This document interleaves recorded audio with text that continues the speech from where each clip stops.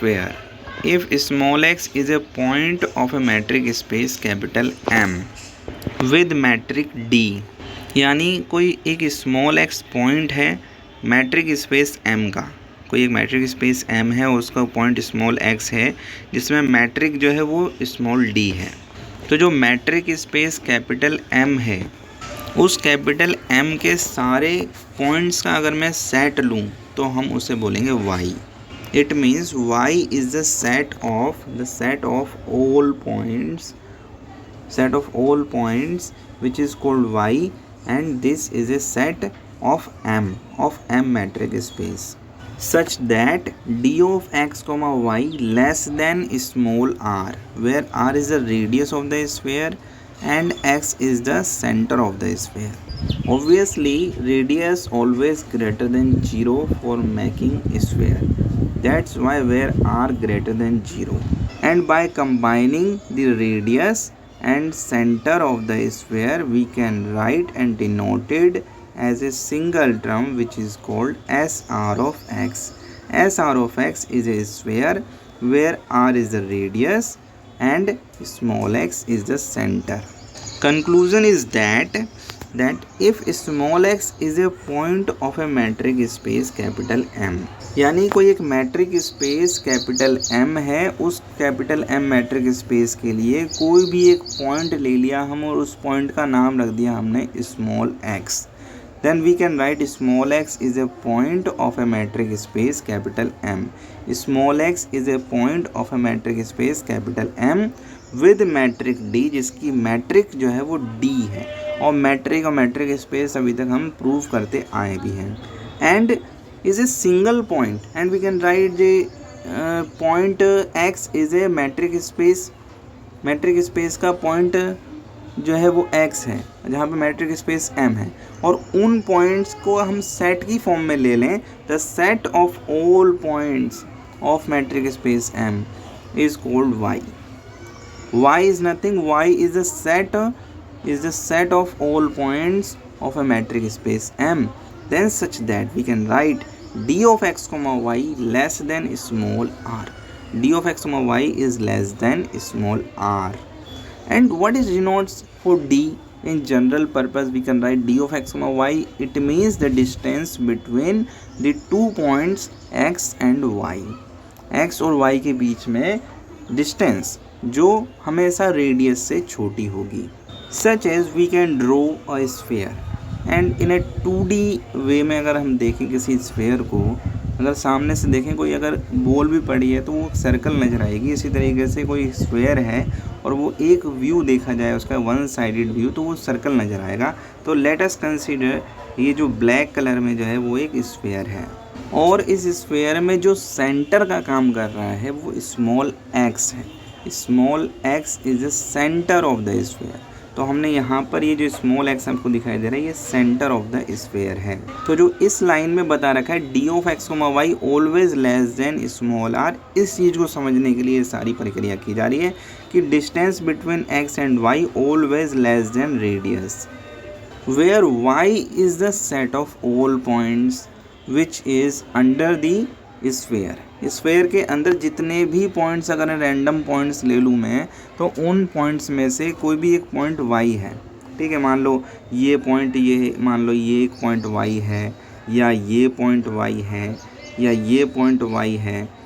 कहने का मतलब ये कि इन दोनों के बीच में x और y में जो डिस्टेंस होगी रेडियस और स्फेयर के अंदर जितने भी पॉइंट्स मौजूद हैं उन दोनों के बीच में जो डिस्टेंस होगी वो ऑलवेज लेस देन होगी रेडियस के। जो रेडियस क्या है भाई, maximum distance from the origin of the sphere. इसलिए हमने कहा कि D of X comma Y always less than small R, और ये हम अच्छी तरीके से जानते हैं कि आर जो है एक रेडियस है और किसी भी रेडियस का पॉजिटिव होना ज़रूरी है अगर वो एग्जिस्टेंस में कोई ज्योमेट्री बनाता है। तो जैसे सर्कल है तो सर्कल अगर वाकई सर्कल मौजूद है वहाँ पर एग्जिस्ट करता है तो समथिंग कुछ ना कुछ तो ज़ीरो से बड़ी वैल्यू होगी रेडियस की।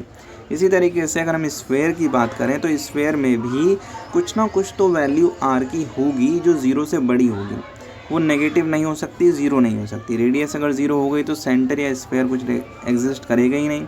लेकिन for the existence of the sphere radius should be there which is greater than 0। तो इसलिए क्या है, R always greater than 0 and D of X comma Y it means distance between X and Y is less than small R. जो X और Y के बीच में जो डिस्टेंस है वो हमेशा आर से छोटी होगी और आर की वैल्यू हमेशा 0 से बड़ी होगी।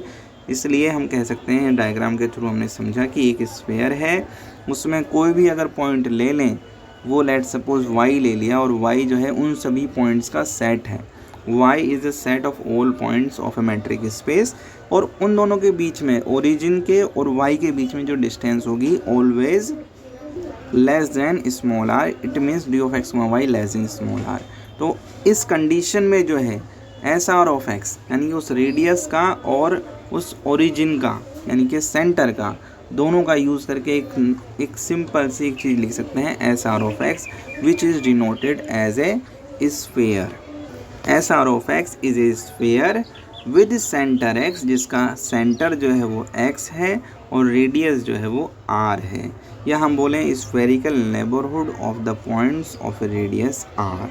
तो ये तो हमने पढ़ी स्फीयर की डेफिनेशन की। S R of X is called a sphere where R is the radius, X is the centre and small X यानी कि जो एक्स जो सेंटर है, कोई एक ऐसा पॉइंट है मैट्रिक स्पेस कैपिटल एम का जिसमें मैट्रिक डी है, और जो set of all points of Y of M यानी कि उस मैट्रिक स्पेस में से जितने भी पॉइंट्स हैं उन सभी का अगर मैं सेट ले लूँ तो उस सेट को हम y कहते हैं, और वो सेट मैट्रिक स्पेस में ही लाई करेगा। Such that D of X Y less than small R and R greater than 0। ऐसी कंडीशन को, ये पूरी कंडीशन को हम कहेंगे स्फीयर, इज कॉल्ड स्फीयर, जिसके अंदर सेंटर x है और रेडियस r है। या हम कह सकते हैं कि spherical neighbourhood of the point of a radius r, यानी कि एक रेडियस है r जो 0 से बड़ी है और उस r डिस्टेंस पर हम स्फेरिकल नेबरहुड ले रहे हैं, यानी कि उसके चारों तरफ, मान लो एक पॉइंट है, ये हमारे पास एक पॉइंट है और उस पॉइंट के उसमें r जरा सा ले लिया हमने, और उसके r नेबरहुड का मतलब क्या होता है, उसके चारों तरफ, उस पॉइंट के चारों तरफ एक रीजन आ जाएगा जिस रीजन को हम बोलेंगे r नेबरहुड ऑफ x या स्फेरिकल नेबरहुड ऑफ r। ये तो ही स्फीयर की डेफिनेशन। अब हम देखेंगे ओपन स्फीयर क्या होता है, क्लोज्ड स्फीयर क्या होता है, या एस आर ऑफ एक्स को हमने डिफाइन किस तरीके से किया है। तो जैसा कि यहाँ लिखा हुआ है D of X Y less than R, तो ये तो हो गई ओपन स्फीयर की निशानी। यहाँ पर जो डी ऑफ एक्स वाई है it means distance between X and Y always less than radius. अगर वो रेडियस के बराबर भी हो जाए, तो यानी रेडियस के बराबर भी हो जाए तो वो भी पॉइंट्स इंक्लूड हो जाएंगे जो आर, ये जो डिस्टेंस आर पर जितने भी पॉइंट्स हैं, ठीक है, परिधि सर्कम्फरेंस पर जितने भी पॉइंट्स हों उन पॉइंट्स को भी इंक्लूड कर लिया जाए। एक्स और वाई के बीच की जो डिस्टेंस है वो आर के बराबर भी हो सकती है, इट मीन्स इसके इक्वल टू हम कर दें, D of X Y less than और equal to R is called closed sphere. और जब इक्वल टू हटा दिया जाए तो D of X Y less than R it means open sphere. ये आपकी बार बाउंड्री हमने इंक्लूड नहीं करी तो वो ओपन स्फीयर हो गया कि जो डिस्टेंस है एक्स और वाई के बीच में वो आर से हमेशा छोटी होगी, तो वो ओपन स्फीयर हो गया। और अगर ऐसा हो जाए कि एक्स और वाई के बीच की जो डिस्टेंस है वो आर से छोटी होगी और साथ साथ उसके बराबर भी हो सकती है, तो इसका मतलब ये हो गया कि वो क्लोज स्फीयर की बात हो रही है। तो open sphere means D of X Y less than R and close sphere means D of X Y less than और equal to R. Now we are going to define S R of x.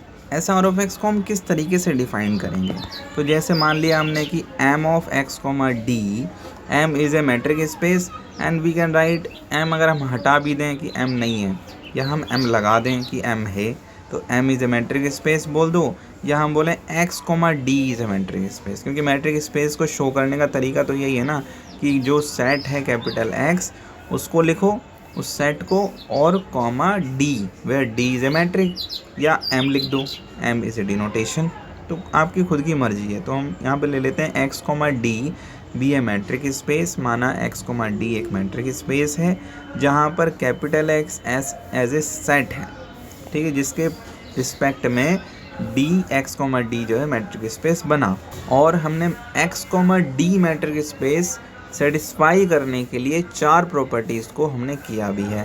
पहली property D of X comma Y always greater than 0, D of X comma Y is equal to 0 if and only if, या सिर्फ उस समय पर ही जब x और y are equal. Third property D of X comma Y is equal to D of Y comma X. And fourth property and last, for satisfying and prove the metric space which is d of x comma y is less than equal to d of x comma z plus d of z comma y। तो ये चीज़ हमने 4 property proof करके हमने दिखाया कि कोई भी capital X कोई सेट है और उस सेट के लिए D एक मैट्रिक होगा और कैपिटल X कोमा D जो है वो मैट्रिक स्पेस कहलाएगा। तो स्फेयर और ओपन स्फेयर या क्लोज स्फेयर, इन सभी को प्रूव करते वक्त या अंडरस्टैंड करते वक्त हम ये ध्यान में रखेंगे कि कैपिटल X कोमा D भी है मैट्रिक स्पेस। ये कोई नई बात नहीं है, पुरानी बात है, हम कह चुके हैं चुपके से। Let capital X comma D भी है मैट्रिक स्पेस जहाँ पे small x is an element, small x is an element of the set capital X। It means if small x belongs to capital X and R is the radius which is greater than 0, R greater than 0, then the open sphere R of X, SR of X। तब हम open sphere SR of X को define कर सकते हैं इस तरीके से, ऐसा लिख सकते हैं कि SR of X is equal to, SR of X is equal to is a set, because क्योंकि भाई कि स्क्वायर है तो उसमें बहुत सारे पॉइंट्स होंगे, उन पॉइंट्स को हम एक सेट में लिख सकते हैं।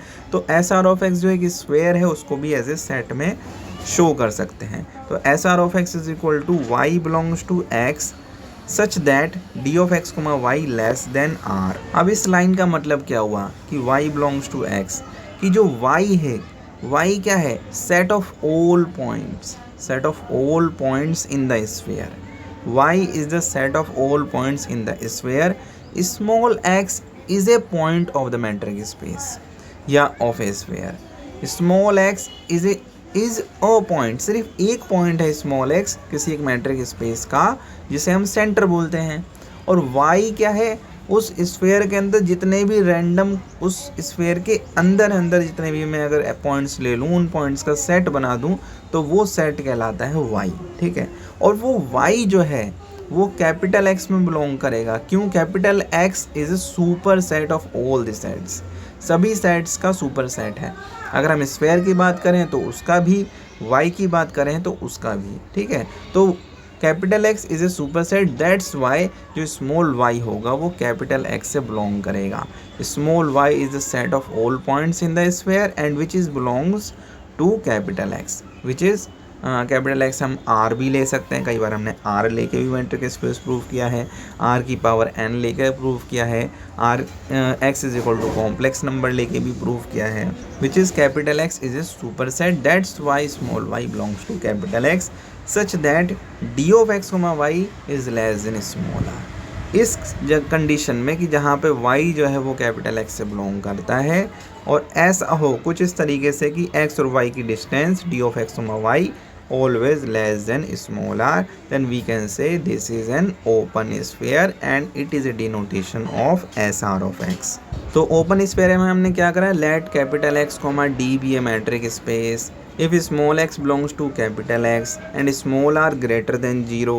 अगर small x capital X set जो है उससे बिलोंग करे, स्मॉल x एक एलिमेंट है, कैपिटल X एक सेट है और r जो है एक रेडियस है, तो r जो है 0 से बड़ी होगी, then the open sphere S R of X, open sphere S R of X लिखा जाएगा जहाँ पे डिफाइंड होगा S R of X is equal to small y belongs to capital X such that D of X comma Y less than small r। अगर ये open sphere की जगह close sphere होता तो हम लिखते S R of X is equal to y belongs to x such that D of X comma Y less than और equal to r। अगर और इक्वल टू r हो जाता तो हम बोलते कि ये क्लोज स्फीयर हो गया है, और इक्वल टू आर नहीं हुआ, इक्वल टू आर ना होने की वजह से हमने कह दिया कि अब बाउंड्री पॉइंट्स को इंक्लूड नहीं किया जाएगा उस सेट के अंदर, तो हमने कह दिया कि ये जो है एक ओपन स्फीयर हो गया, open sphere.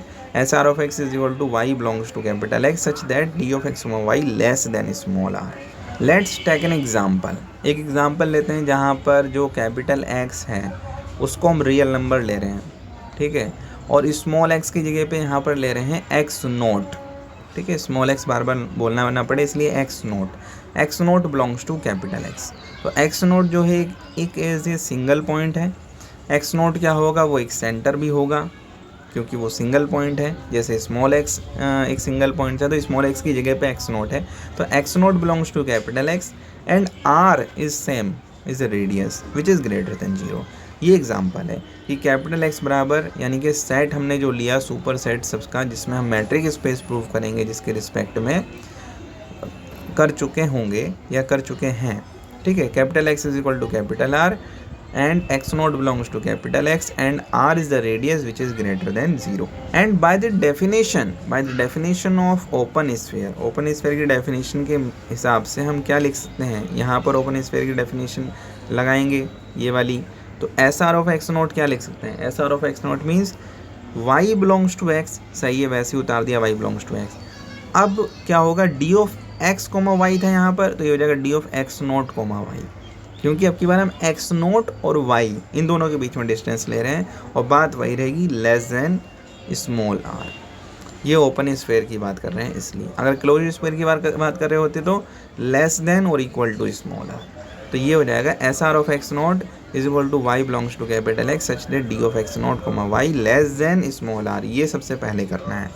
Where D of X naught comma Y is what is a distance between 2 point and by our first preference जब हमें d of x, y is also a function, ये d of x, y हमने function भी देखा है एक तरीके से जब हम मैट्रिक स्पेस प्रूव कर रहे थे। तो d of x, y is a function and in this case function is not given, then we can prefer as a d of x, y is a distance function which is a modulus x minus y। d of x, y is, अगर d of x, y अगर हमें given नहीं दे रखा है तो हम d of x, y बराबर modulus x minus y लेंगे, या otherwise d of x, y हमें गिवन दे रखा होगा तो हम वही लेंगे जो गिवन दे रखा है।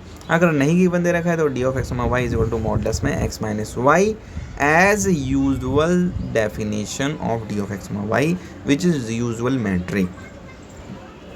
मॉडुलस x माइनस y क्या है, एक यूजुअल मैट्रिक ही तो है, usual metric. Then d of x naught comma y is what, d of x naught comma y is equal to modulus में x naught minus y। d of x naught comma y is equal to modulus में x naught minus y and what is showing there, यहाँ पर क्या show किया जा रहा है कि x नोट और y के बीच की डिस्टेंस ही तो है, दोनों का डिफरेंस करके ही तो डिस्टेंस निकाली जाएगी। जैसे डिस्टेंस फार्मूला में भी अगर एक कोई पॉइंट था, मान लो उसके कुछ कोऑर्डिनेट्स थे, कोई दूसरा पॉइंट था उसके कुछ कोऑर्डिनेट हैं, तो अब उन दोनों के बीच में हम डिफरेंस ही तो करते थे और डिफरेंस करके हमें डिस्टेंस मिलती थी। मान लो आपके पास 5 है और ये 3 है, तो 5 3 में डिस्टेंस कितनी है, तो या तो हम 5 में से 3 माइनस कर देंगे या 3 में से 5 माइनस कर देंगे, आएगा 2। 5 में से 3 माइनस करेंगे तो 2 आ जाएगा भाई, और मॉडुलस में रखेंगे तो बराबर 2 ही आया। इस तरीके से 3 में से 5 माइनस करेंगे तो आ जाएगा -2, और इसे मॉडुलस में रखेंगे तो ये आ जाएगा 2, ठीक है। मॉडुलस में रखेंगे इसको -2 को तो बाहर निकल के आएगा तो बनेगा 2, क्योंकि हम पॉजिटिव से हम मतलब रखते हैं, क्योंकि डिस्टेंस है, डिस्टेंस हमेशा पॉजिटिव होती है, हमने साइंस में पढ़ा है। इसलिए हम लिख सकते हैं इफ़ x नोट और y 2 पॉइंट हैं तो मॉडुलस में x naught minus Y less than small R and implies that y is the set of all points in the sphere. y क्या है कि सेट ऑफ ऑल पॉइंट्स है sphere का, and by definition of the modulus. अब modulus की क्या definition है, modulus की जो डेफिनेशन वो आपके सामने है कि जब अगर मॉडुलस में x माइनस a लिखा हुआ है और वो किसी एक नंबर स्मॉल r से छोटा है, तो ये जो a होगा वो बिलोंग करेगा, जब हम x माइनस आर और x प्लस आर निकालेंगे तो x माइनस आर और x प्लस आर के बीच में a की वैल्यू लाई करेगी। It's a definition of modulus and we proved earlier in the subject of real analysis। Real analysis में भी हमने देखा था कि मॉडुलस में x माइनस a अगर है, मॉडुलस में x minus a less than r, then a belongs to x minus r and x plus r। a belong करेगा x माइनस r और x प्लस r के बीच में। इसी तरीके से x माइनस 0 है, मॉडुलस x है और लेस देन r है, तो वहाँ पर x माइनस 0 लिख सकते हैं मॉडुलस के अंदर, modulus x minus 0 less than r। It means 0 belongs to x minus r और x प्लस r के बीच में। ये रीमान इंटीग्रेशन में भी पढ़ चुके हैं हम कि जब ज़ीरो हम ब्रेक करना चाहते थे किसी भी सीक्वेंस को तो x माइनस ज़ीरो लेते थे और लेस देन आर करवाते थे, तो ज़ीरो जो है वो बिलोंग करता था x प्लस आर और x माइनस आर के बीच में। तो दो चीज़ों में ब्रेक कर लेते थे हम किसी भी सीक्वेंस को, तो वो क्या थी x minus R to zero and zero to x plus R. But it is just a property of modulus.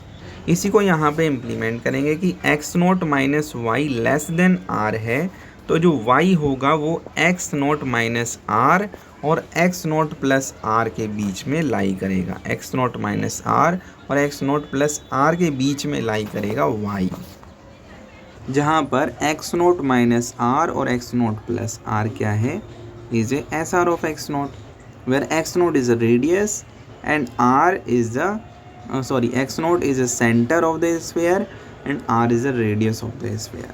Then we can write SR of x naught is equal to x naught minus r और x naught plus r।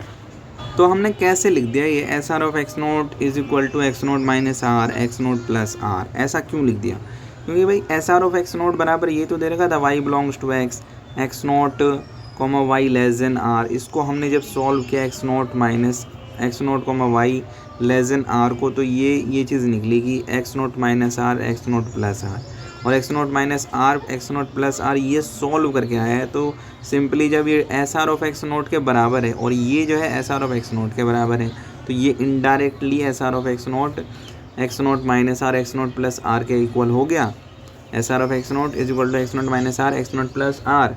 और as we want to choose and find a disk, a sphere where unity is fair, तब हम बोलेंगे S R of X note की जगह पे radius मान लो कि जो रेडियस है वो 1 है और जो सेंटर है वो 0 है। तो हमें r की वैल्यू हमने कंसिडर करी, r की वैल्यू 1 और सेंटर की वैल्यू 0, तो S R of X note की जगह पे लिख देंगे S1 ऑफ 0 और इस जगह पर x नोट माइनस आर, तो ये हो जाएगा x नोट माइनस आर यानी कि 0 माइनस 1, तो ये हो गया -1। ठीक है, इस तरीके से 0 प्लस 1, तो ये हो गया +1। तो S1 ऑफ 0 हो गया -1, -1। फाइनली हमें क्या मिला? हमें मिला एक ओपन इंटरवल। तो हम कह सकते हैं ओपन स्फीयर ऑन RU, यानी कि RU means radius, RU means unity. अगर हम यूनिटी स्फीयर लें तो हमें जो ओपन स्फीयर है वो ओपन इंटरवल देता है। As we can take centre is equal to 0 and radius is equal to 1, then we have an open interval. ये कहना मतलब है कि open sphere on RU means तो है ये S1 ऑफ 0, वो ओपन इंटरवल देता है। अब इसी तरीके से एग्जांपल नंबर 2 में हमने क्या करा कि जो एक सेट था कैपिटल X, उस सेट का नाम दिया कि वो सेट जो है वो कॉम्प्लेक्स नंबर का है। पहले क्या किया था, सेट कैपिटल X जो है वो रियल नंबर लिया था, अब की बार जो सेट कैपिटल X है वो कॉम्प्लेक्स नंबर लिया, जहाँ पर X नोट की जगह पे आपके पास Z नोट ले लिया। ठीक है, Z naught which is belongs to Z naught belongs to Z and where r greater than 0, radius always greater than 0, then SR of Z naught हम क्या लिखेंगे? SR of Z naught in by definition of the open sphere we can write SR of Z naught where y belongs to C is a complex number, y belongs to complex number and D of Z naught comma y is a less than r, D of Z naught comma y less than r and D of Z naught comma y को हम लिख सकते हैं Z naught minus y less than R. और फिर आगे हम solve करेंगे तो हमें मिल जाएगा y belongs to Z naught minus R plus और comma Z naught plus R, open interval में हमें मिलेगा। और फाइनली हम बोल सकते हैं कि S R of Z naught is equal to, जैसे हमने पहले बोला था S R of X naught is equal to X naught minus R X naught plus R. Open interval में ये लाई इक्वल टू था S R of X naught. इस तरीके से हमें मिल जाएगा S R of Z naught is equal to Z naught minus R comma Z naught plus R open interval में। और finally S R of Z note की जगह पे हम एस आर की जगह पे 1 ले लेंगे और जेड नोट की जगह पे 0 ले लेंगे, तो हमें S1 ऑफ 0 मिलेगा।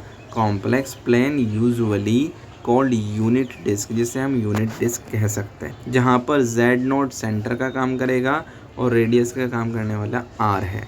एंड बोथ एग्जांपल्स में क्या डिफरेंस रहा, दोनों एग्जांपल्स में जो डिफरेंस रहा कि सबसे पहले हमने जो सेट लिया capital X is equal to R लिया, जिससे हमें S1 जो है वो ओपन इंटरवल मिला, ठीक है, ओपन इंटरवल मिला। अब हमने x इज इक्वल टू जब C लिया, कॉम्प्लेक्स नंबर लिया, तो S1 जो है वो कॉम्प्लेक्स प्लेन मिला, जिसे हम यूनिट डिस्क भी कह सकते हैं, इससे हमें ओपन प्लेन मिला। अब कॉम्प्लेक्स नंबर में ओपन प्लेन क्यों मिला? अब कॉम्प्लेक्स सिस्टम के अंदर कॉम्प्लेक्स एनालिसिस में हमने पढ़ा था कि जो कॉम्प्लेक्स नंबर है वो x प्लस आयोटा y होता है, जहाँ पे x जो है वो रियल एक्सिस को शो करता है एंड जो आयोटा y है वो इमेजिनरी एक्सिस को शो करता है, जिससे x एक्सिस अलग जाता है और y एक्सिस अलग जाता है, जिससे x और y दोनों ही मिलते हैं और होता एक ही नंबर है z। और हमें z एक नंबर मिला, हमें z को एक नंबर मिला जिसे हम x और आयोटा y की फॉर्म में, x प्लस आयोटा y की फॉर्म में हमने डिवाइड करके उसे एज ए प्लेन के ऊपर ड्रॉ कर दिया, जिसे हमने कहा था आर्गेंट प्लेन, जिसमें कॉम्प्लेक्स नंबर को शो किया जाता है, जिससे हमें क्या मिला, एक प्लेन मिला, कॉम्प्लेक्स प्लेन मिला, जिसको हम कह सकते हैं यूनिट डिस्क, क्योंकि कॉम्प्लेक्स नंबर अपने आप में ही एक प्लेन शो कर देता है। x plus iota y means x axis में x की वैल्यू जाएगी, रियल वाली वैल्यू जाएगी, और y एक्सिस में जो इमेजिनरी वैल्यू है वो जाएगी। लेकिन रियल नंबर्स की बात की जाए तो मान लो 2 है, तो 2 को हम 2 भागों में कैसे डिवाइड कर सकते हैं? नहीं कर सकते, तो इसलिए 2 जो है एक यूनिट डायमेंशनल रहेगा, या तो वो x एक्सिस में लिखा जा सकता है या वो y एक्सिस में लिखा जा सकता है। इसलिए in the case of x is equal to real number, ठीक है, इस केस में हमें कोई प्लेन नहीं मिलने वाला, लेकिन कॉम्प्लेक्स एनालिसिस में हमें प्लेन मिलेगा, क्योंकि कोई एक नंबर ही कॉम्प्लेक्स एनालिसिस के अंदर या कॉम्प्लेक्स नंबर्स में एक नंबर ही 2 भागों में डिवाइड करके प्लेन बनाया जा सकता है x प्लस आयोटा y करके। तो finally we can say x is equal to c, z naught belongs to z, r greater than 0, then it gives S1 is a complex plane, and इस complex plane को हम unit disc भी कह सकते हैं।